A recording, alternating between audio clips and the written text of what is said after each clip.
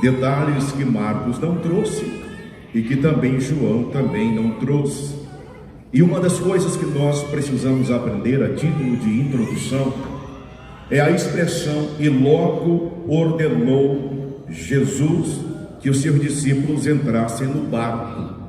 Quando Jesus está convidando os discípulos para entrar dentro dessa embarcação, eu vejo aqui o Senhor com pelo menos dois propósitos na sua mente. O primeiro propósito era que o Senhor queria dar um descanso físico aos seus discípulos, porque se nós olharmos o contexto, nós vamos perceber e aprender que eles já estavam alguns dias sem se alimentar. Então, claro que os discípulos estavam fadigados, cansados, e eles mereciam um descanso do outro lado do mar, na cidade de Cafarnaum. Um outro propósito que o Senhor tinha em mente quando convidou os discípulos a entrar dentro dessa embarcação é que o Senhor queria aperfeiçoar o caráter dos seus discípulos. Por quê? Porque em breve o Senhor seria assunto aos céus e já não estaria mais com seus discípulos. Então eles dariam continuidade a tudo aquilo que o Senhor iniciou a fazer.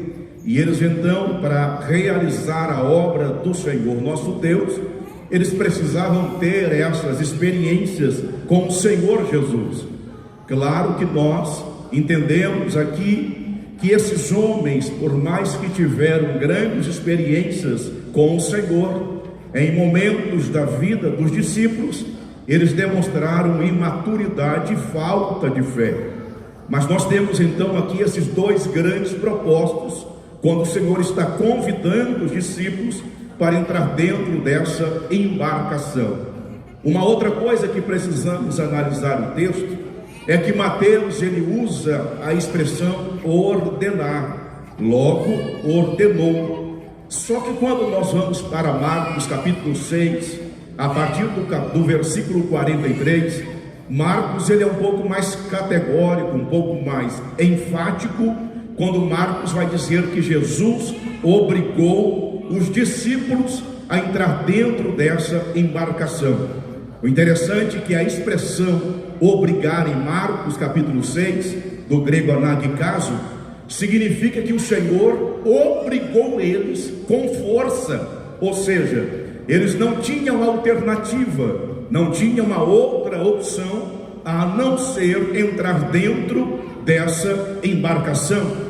Então, quando eu vejo agora o Senhor ordenando, obrigando os discípulos a entrar dentro dessa embarcação, eu aprendo que na vida do cristão existem pelo menos dois tipos de tempestade. A primeira tempestade é aquela de Jonas capítulo 1, quando o Senhor ordena que ele vai para Nínive, porém o desejo de Jonas era ir para uma outra localidade, Tarsis, que hoje é a atual Espanha. Então a primeira tempestade na nossa vida é aquela que nós entramos nela porque queremos, nós entramos nela por desobediência, nós entramos nela por livre e espontânea vontade. Porque a vontade de Deus não era que Jonas fosse para Tarsis, a vontade de Deus era Nínive. Então, quando nós entramos dentro dessa tempestade, você pode aprender pela passagem bíblica de Jonas capítulo 1, que não só sofre Jonas, mas todos aqueles que estavam ao seu lado. Então é por isso que nós precisamos ter muito cuidado, para que quando Deus falar para nós alguma coisa, nós obedecermos a sua voz. Porque quando nós não obedecemos a voz do Senhor nosso Deus, nós então estamos entrando dentro de uma tempestade a qual nós mesmos causamos na nossa vida.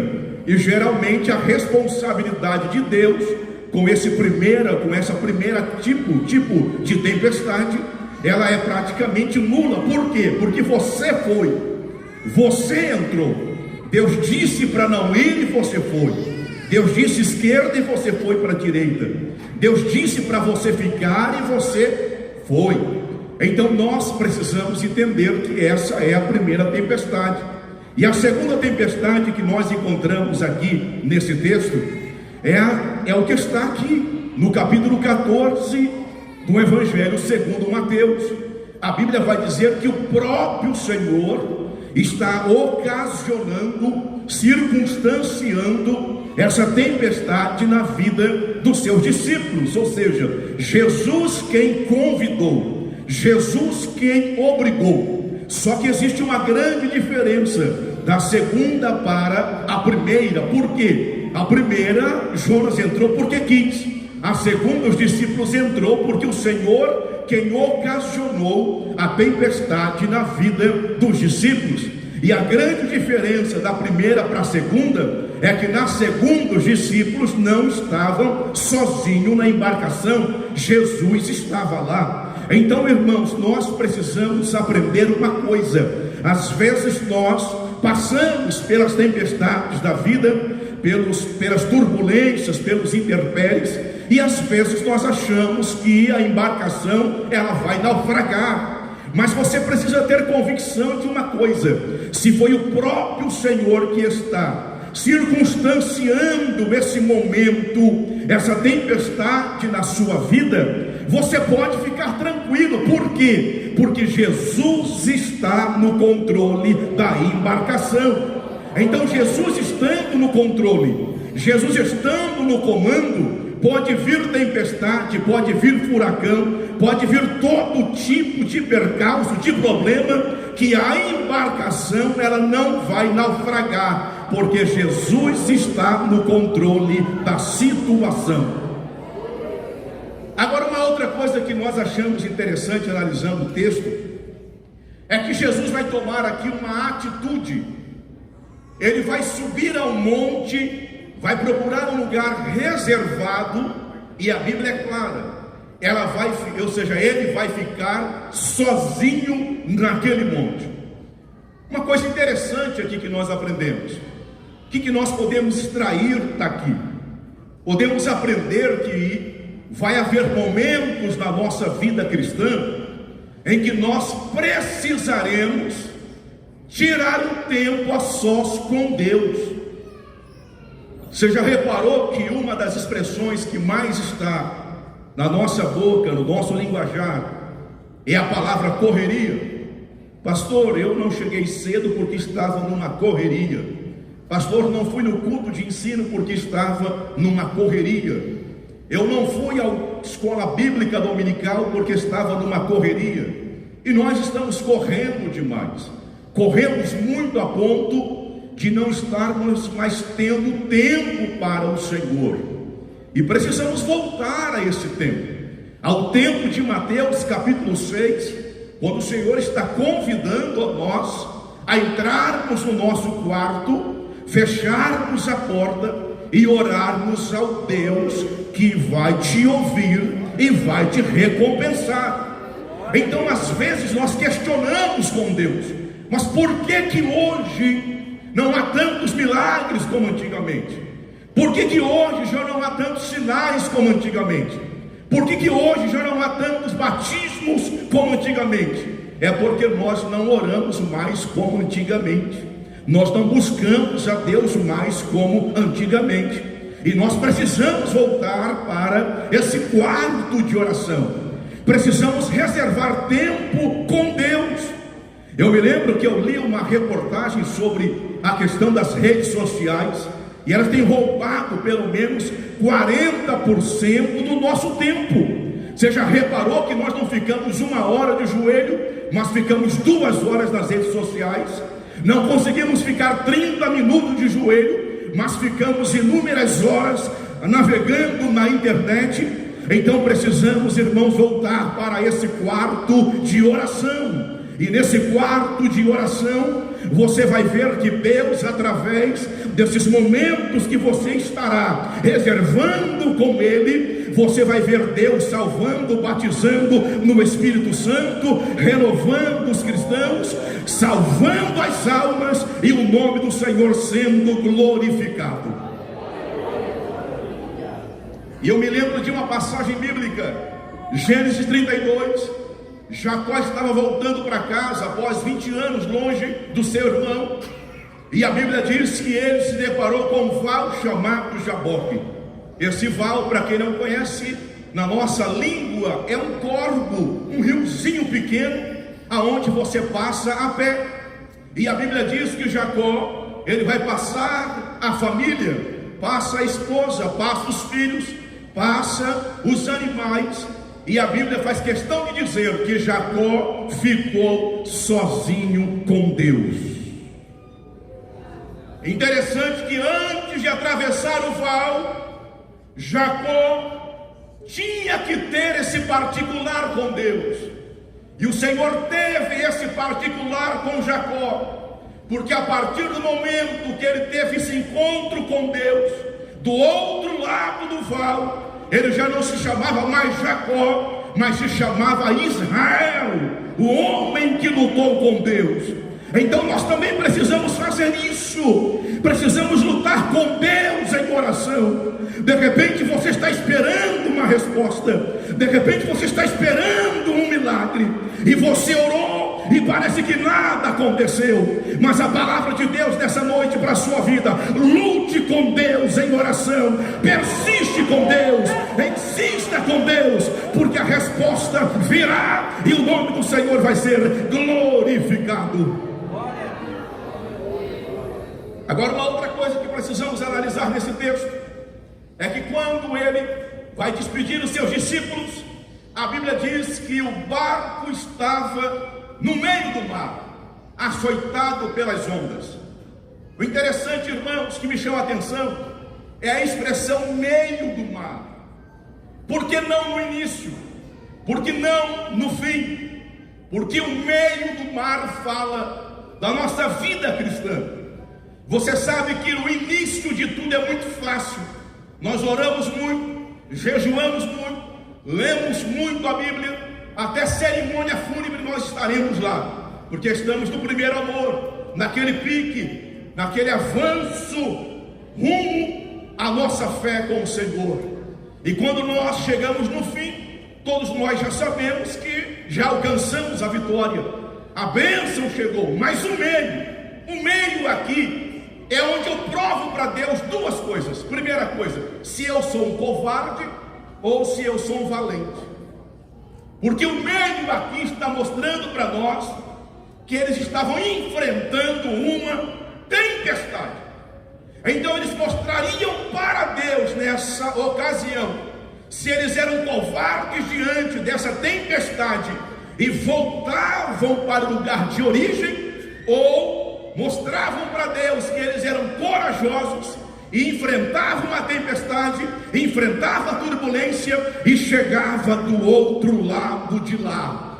Mas esses homens aqui enfrentaram a tempestade, eles enfrentaram a luta tete a tete, frente a frente. E é isso que nós precisamos fazer. Quantas vezes nós resolvemos querer fugir da luta, fugir do problema, acreditando que isso é a melhor opção ou a melhor resposta para a nossa vida. Mas eu tenho uma palavra de Deus para você. Você precisa enfrentar esses problemas cara a cara, frente a frente, tete a tete. Você não pode fugir daquilo que Deus colocou para você passar. É o propósito de Deus para a sua vida. Então não fuja do propósito, porque Deus tem coisas maiores para você do outro lado de lá.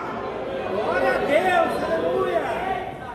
Agora, uma coisa interessante no texto é que além do barco ser assolado pelas ondas, a Bíblia diz que o vento era contrário. A impressão que nós temos aqui é que Jesus queria que esse barco naufragasse. Porque imagina comigo você estando em um barco onde as ondas estão assolapando, vindo contra a embarcação, e os discípulos com medo de morrer, e a Bíblia ainda diz que o vento ainda era contrário. Só que nós olhamos para essa expressão, vento contrário, nós entendemos aqui que o nosso Deus, ele é um Deus pedagogo. Por quê? Porque ele nos ensina através das grandes dificuldades da vida. E é isso que a gente precisa entender. Porque às vezes a gente questiona com Deus, murmura com Deus: mas por que eu estou passando por isso? Por que dessa enfermidade? Por que o do câncer? Por que desse problema, desse percalço, desse intempérie? Nós não deveríamos questionar Deus dessa maneira, mas a maneira correta seria o seguinte: Deus, o que o Senhor está querendo me ensinar com esse problema que eu estou enfrentando? Essa seria a melhor resposta para Deus. O que o Senhor quer me ensinar com essa enfermidade?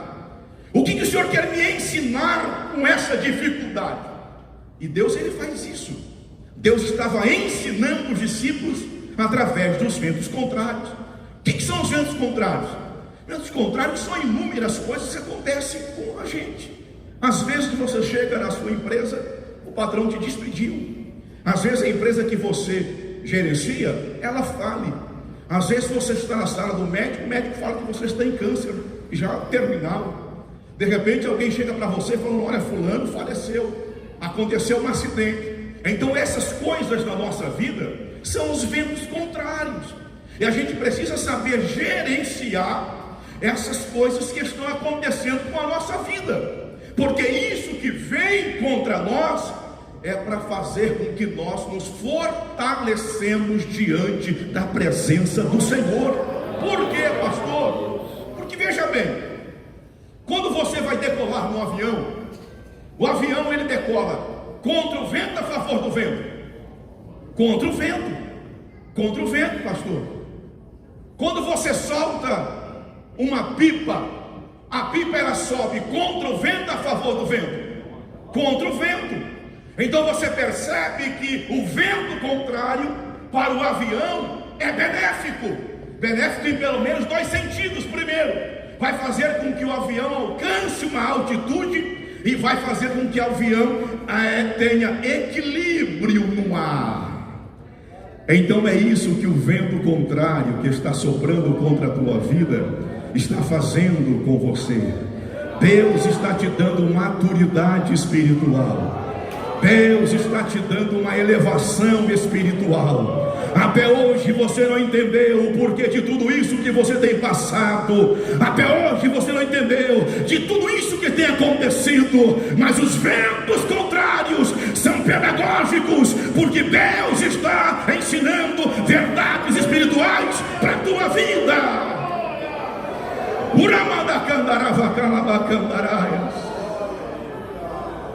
Aleluia, aleluia.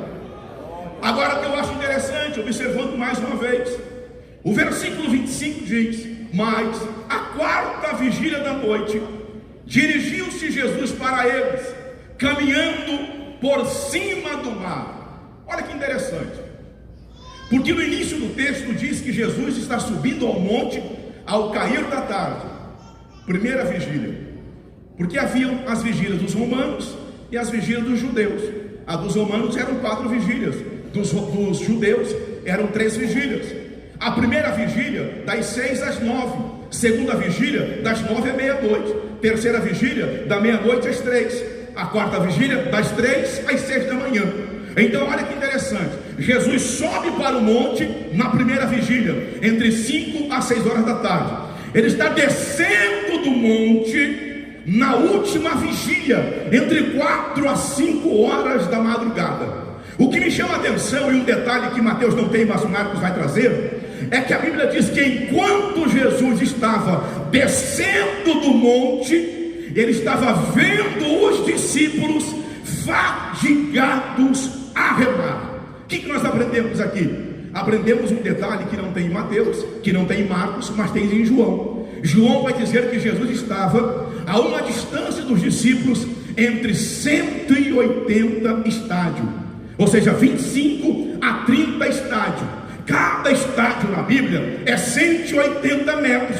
Isso dá uma ideia que Jesus estava longe dos discípulos a uma distância de 5 quilômetros. Veja bem, Marcos vai dizer que enquanto Jesus descia do monte, ele estava vendo os discípulos fadigados a remar. O que nós aprendemos aqui, irmãos? Nós não estamos longe do olhar de Jesus. Não importa onde você está, não importa mora, se é uma choupana, se é uma mansão, Jesus está de olho em você. Não diga que Deus te esqueceu, não diga que Deus não lembra mais de você, que não está vendo você, que não está olhando para você. Ele está de olho em você. Glória a Deus, aleluia. Agora, uma coisa básica aqui que todos nós sabemos é que aquilo que para os discípulos era um grande problema, Jesus vinha caminhando por cima. Mateus faz questão de frisar: e vinha caminhando por cima das águas. Aquilo que era problema para os discípulos, Jesus caminhava por cima. Aquilo que é problema para você é apenas um caminho para Jesus chegar até a sua vida.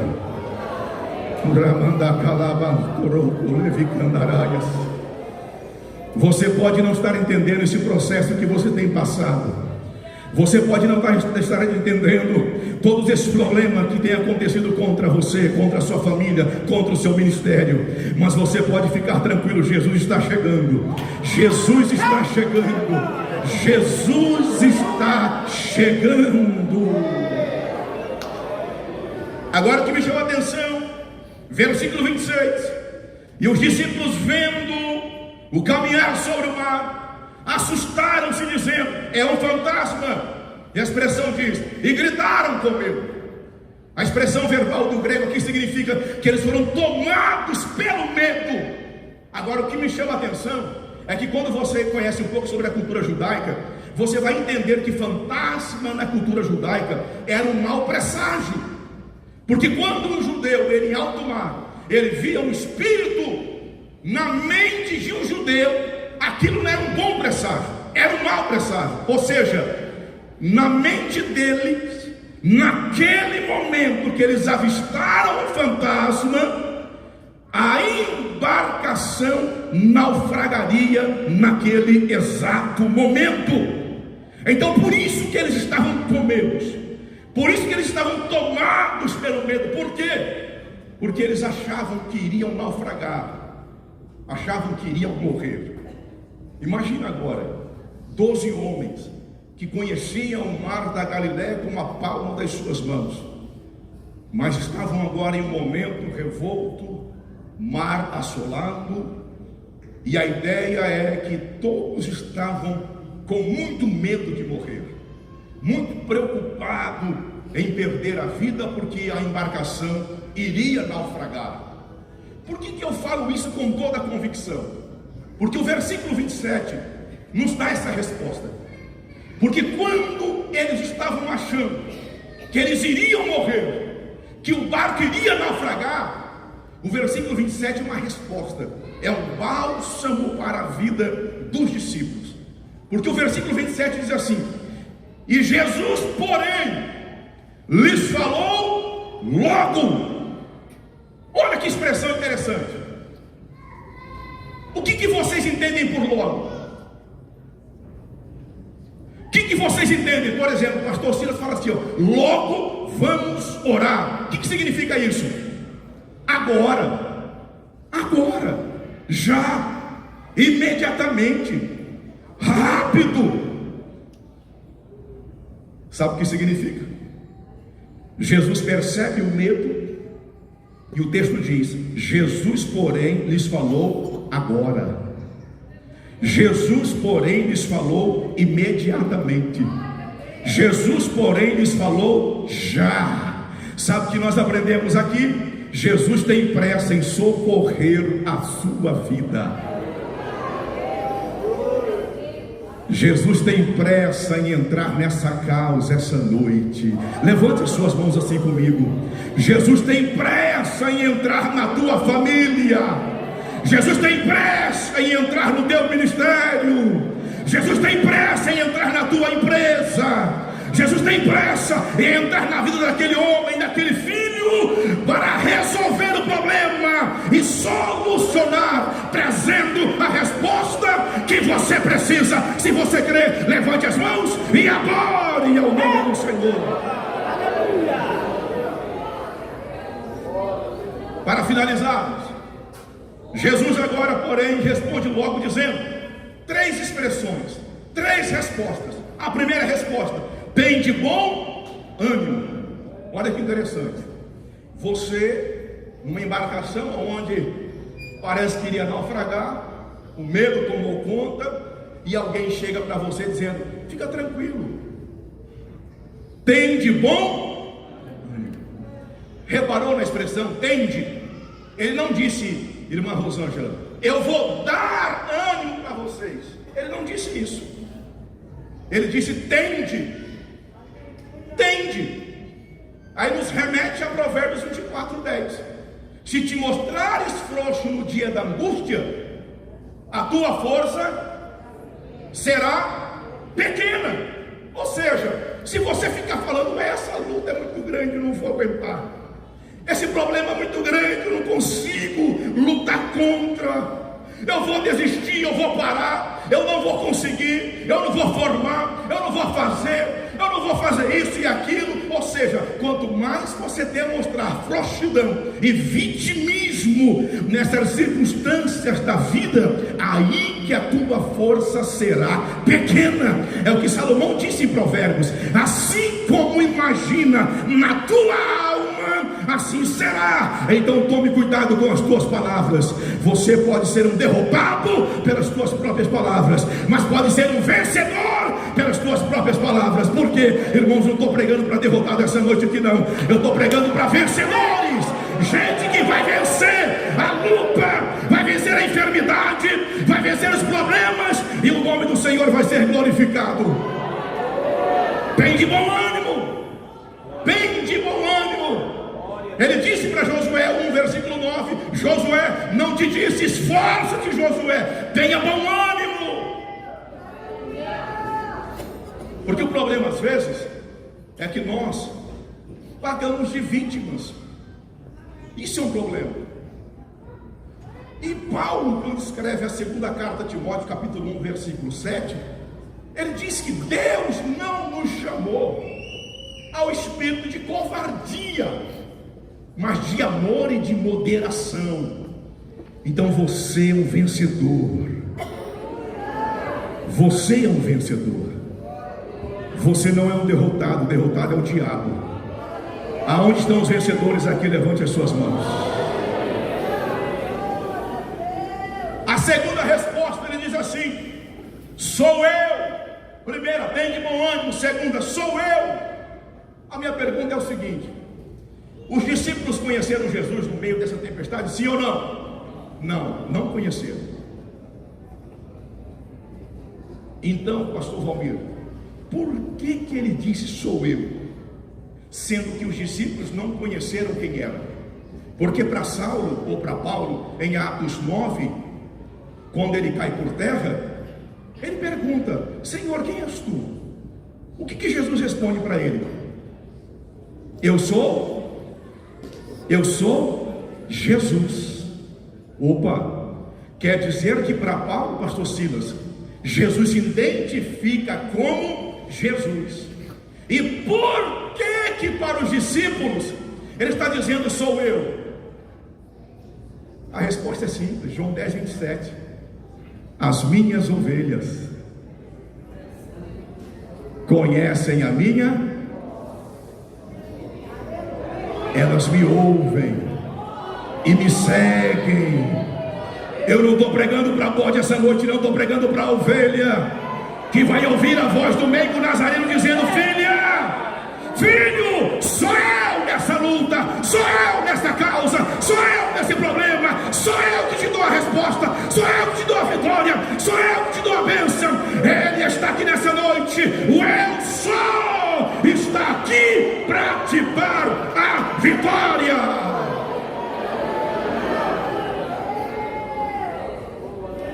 Aleluia, aleluia. Primeira resposta: não temas, ou seja, tem de bom ânimo. Segunda resposta: sou eu. E a última resposta: não temais. Ou seja, por que vocês estão com medo? Olha a pergunta de Jesus, irmãos. Você no meio de uma tempestade, enfrentando tantos problemas, aí aparece Jesus dizendo assim para você: ué, por que você está com medo? Porque o medo revela quem nós somos. Porque quando eu conheço Deus a quem eu sirvo, eu posso ter convicção que o medo ele vai embora. Porque a fé precisa aparecer. Então, quando eu tenho convicção do Deus a quem eu sirvo, irmãos, eu posso enfrentar até o Katrina, qualquer tipo de furacão. Eu sei que Jesus está no controle e meu barco não vai afundar. Não temas, ou seja, não tenham medo.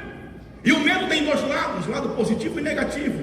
Qual é o lado positivo? Se eu colocar o dedo na tomada, eu sei que eu vou levar choque. É o lado positivo do medo. Mas o negativo, ele me paralisa. O medo, para o lado negativo, ele tira as minhas ações, tira as minhas atitudes. Eu fico paralisado sem saber o que fazer. Sabe quando você leva um susto? Você fica paralisado. Então nós precisamos entender que o medo, irmãos, nesse sentido negativo, é uma ferramenta do inimigo para tentar paralisar a sua vida, para deter a sua caminhada. Interessante para a gente entender isso aqui melhor, uma ilustração. Uma historinha diz que o senhor Medo foi visitar a casa da Dona Fé. Aí chegou na casa da Dona Fé e bateu. Tem alguém aí? Aí, pastor, diz que a Dona Fé abriu. Quando ela abriu, não tinha ninguém. Entenderam? Olha só, o senhor Medo foi visitar a Dona Fé. Chegou lá, tem alguém aí? Aí a Dona Fé foi abrir. Quando abriu, não tinha ninguém. O que significa isso? Aonde a fé chega, o medo vai embora. É isso que falta para você essa noite. É a fé que você tem e você não tem usado, porque a fé é uma ferramenta disponibilizada para a igreja e você precisa usar essa fé como a ferramenta que o Senhor me deu. Aonde a fé chega, o medo desaparece. E eu finalizo aqui falando sobre as 5 verdades sobre o não temas, em Isaías 41, a partir do versículo 10. Não temas, porque eu sou contigo. Não temas, porque eu sou teu Deus. Não temas, porque eu te esforço. Não temas, porque eu te ajudo. E não temas, porque eu te sustento. Aleluia! Se você crê nessa palavra, por favor, se coloque de pé. Aleluia! Aleluia! Enquanto os nossos irmãos estão se colocando de pé, eu gostaria de saber se no nosso meio tem alguém que não é crente. Alguém que veio a convite.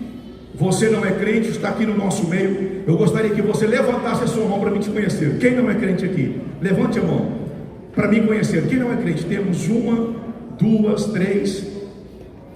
Temos mais alguém? 4. Temos algumas pessoas.